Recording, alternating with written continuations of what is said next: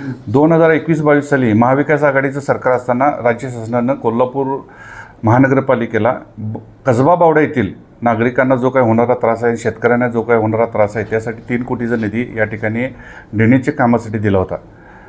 तर त्यामध्ये 2021 पासून 2024पर्यंत हे काम चालू होतं। 2021 पासून 24पर्यंत टोटल 5 रनिंग बिलं या कामामध्ये झाली। तर 4 बिलची कामं त्या ठिकाणी झालेली दिसून येतात। पण 5वं जे काही त्यांनी बिल केलेलं आहे 5 नंबरचं, त्यामध्ये 87-88 लाख रुपये हे बिल तयार करून त्यामध्ये भ्रष्टाचार झालेला दिसून येतो।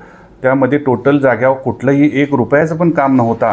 कोल्हापूर महानगरपालिकेची फसवणूक, कोल्हापूरच्या जनतेची फसवणूक आणि कसबा बावडा येथील शेतकऱ्यांची फसवणूक व नागरिकांची फसवणूक ज्या लोकांनी केलेली आहे त्यांच्यावरती कडक कारवाई व्हावी म्हणून माननीय आयुक्त प्रशासक यांच्याकडे मी माझं पत्र दिलेलं आहे।